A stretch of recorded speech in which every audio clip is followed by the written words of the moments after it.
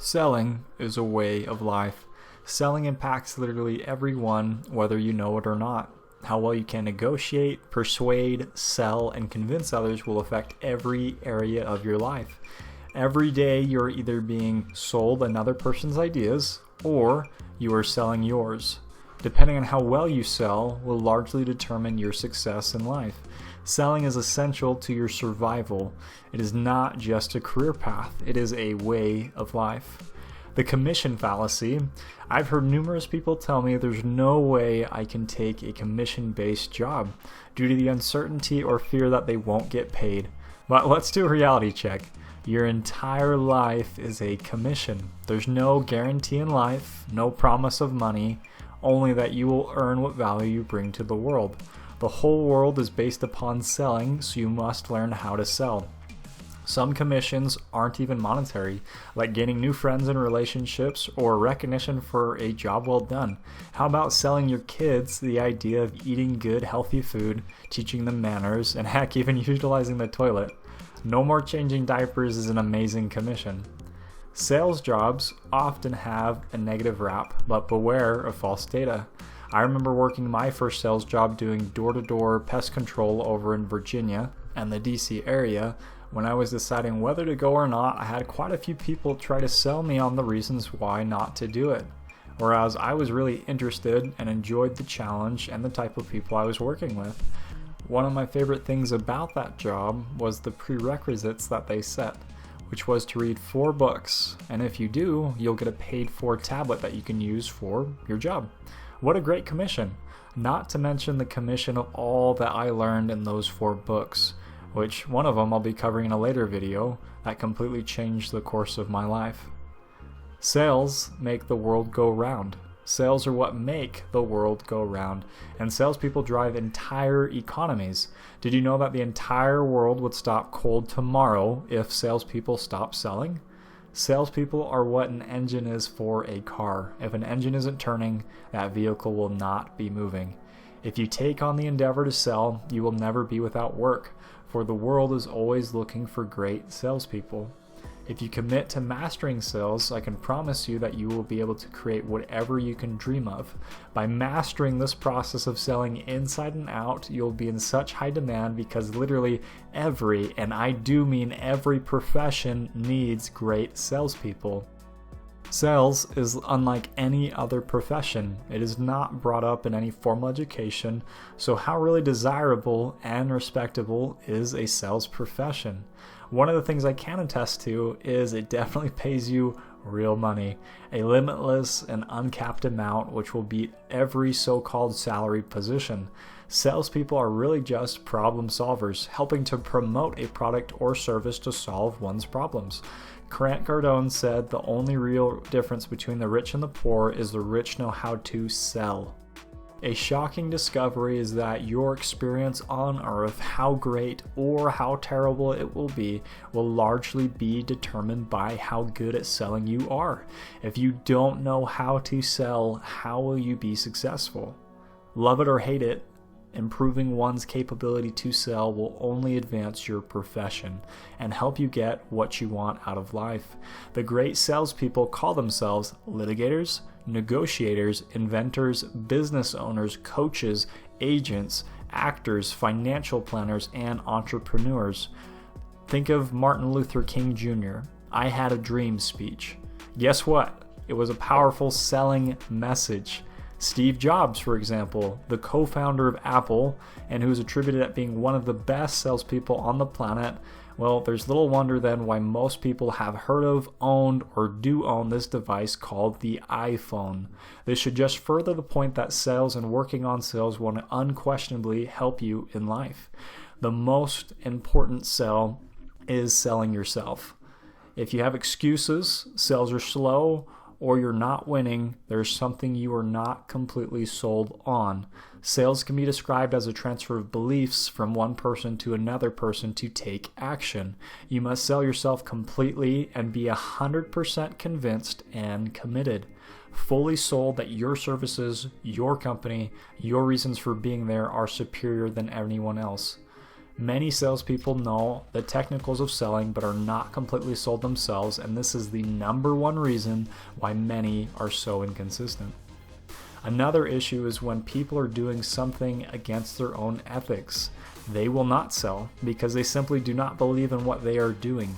They themselves are not sold. Sometimes getting misinformation is the problem, where they are told the product doesn't actually do X, or a negative experience of a customer that wasn't fully taken care of. Whatever it is, they're not fully sold. Should you lie to yourself to be fully sold? Of course not. You must get sold no matter what. Another way to look at this, Grant reasoned, is to look at it the way champions do. Champions utilize what they have available to them and commit. They don't change teams. They make the most of what they have. They believe the only way is winning. Get sold on what your company is the best at. Don't lie to yourself. And if you do lie to yourself, well, then let's be honest, you're just the biggest fraud. And frauds do not last. One final tip he mentioned is putting your money where your mouth is. If you truly believe that your company is the best, then pay for their services. Because if you do, you truly mean it. If you wouldn't buy from your company, how sold really are you? You are in the people business. For some reason, manufacturers believe that if salespeople just knew more about their products, they would simply sell more. But they are manufacturers and not salespeople.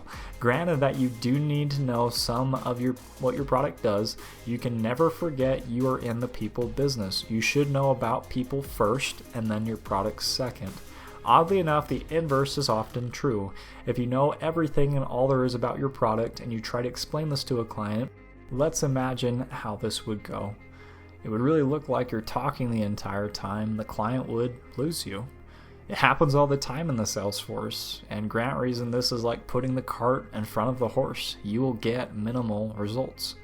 80% of selling is knowing how to work with people, and 20% is product knowledge. Let's dive a little deeper into this because we all know that people buy inferior products all the time. But why? Why is this? It's because people do not buy solely off of product benefits. Think about the last time you bought something. Why did you buy what you bought? Was it because it was convenient, better service, or great value? People will typically buy better service than shop for the lowest cost. The price myth. Despite what many salespeople believe being their biggest reason why they lose a sale, being price, this is completely wrong. The true biggest reason is due to the unspoken objections that were not handled, not the obvious ones like price. It's never really about money. It's about the customer having confidence that this is the right solution for them. One of Grant's employees thought the same thing, that if the price for seminars would be lower, he would surely be able to sell more. Grant utilized the first rule of selling to always agree with your prospect, so he changed the price so it would only be 1/10 of the cost of what it normally was. And man, did a salesperson believe it would have the largest amount of people showing up to the seminar. The one stipulation was he couldn't do the normal sales presentation due to the price being too low that they couldn't afford to do one. So he could only email the information out with all the specifics, and guess how many people showed up to Grant's seminar.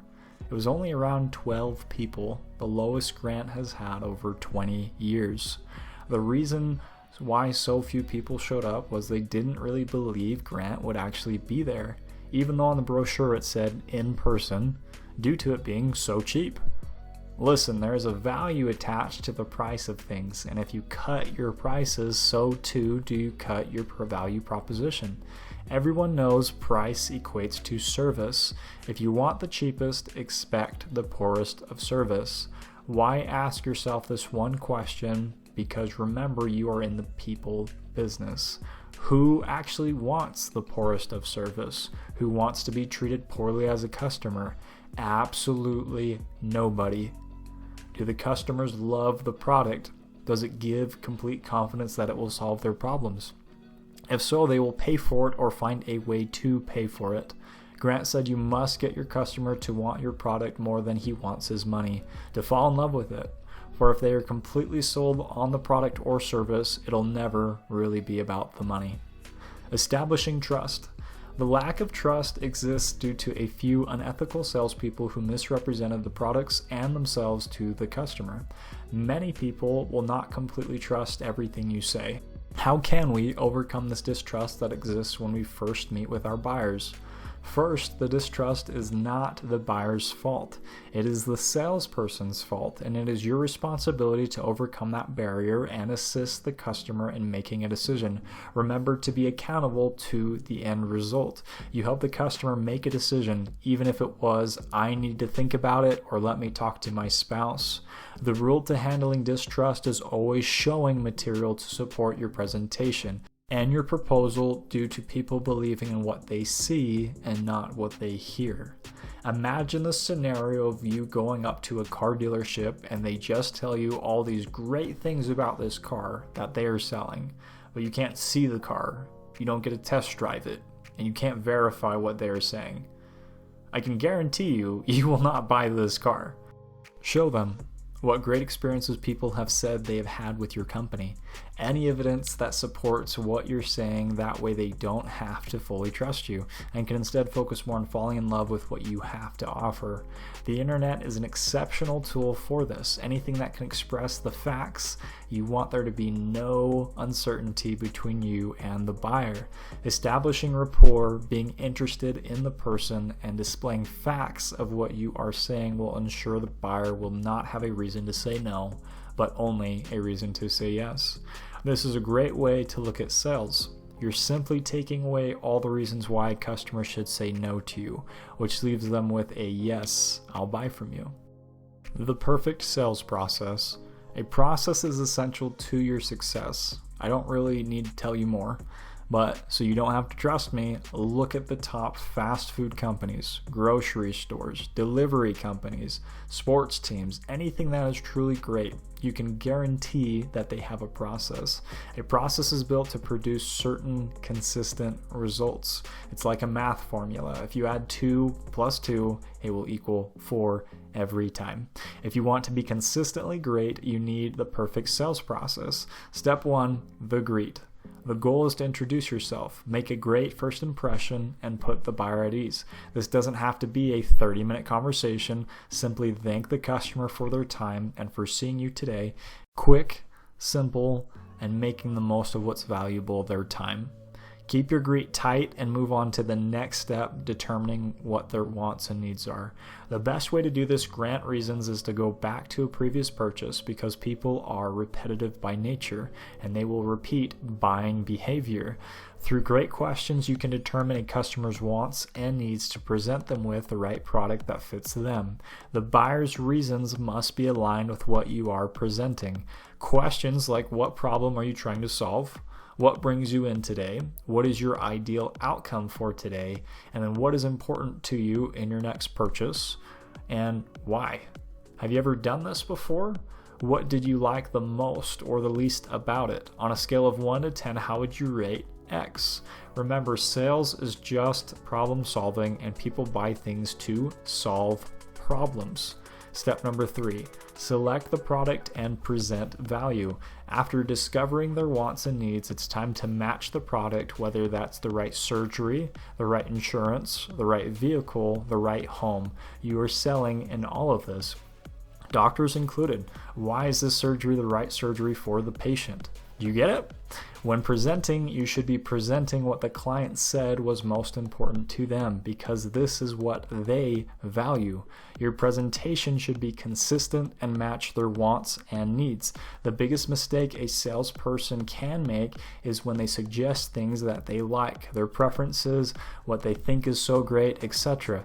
It's not about you. It's about the buyer. Showing them what they want to see, asking them their preferences, what's important to them. These are the fundamentals to sales. Step number 4, make a proposal. Always, always, always make a proposal. You cannot sell anything if you do not make first a proposal. You have earned the right to present a proposal if you have done the prior steps. Step 5, close the deal or exit. The close Grant refers to as sacred. The close is most typically trained and can always be improved upon. It's amazing the difference if you know what to say to a given objection and how quickly you can progress the close. Check out another of Grant's books called The Closer's Survival Guide. It's literally a training program to help people close the deal. I'll leave both books in the description down below to help you become greater at selling. Master different closes, see what works with different people, think about the reasoning why a person is saying what they are saying. Figure that out, work with them, put them at ease, show them facts, and clear their objections so they can say yes to you and you can close the deal. Remember to work the process and you will see success.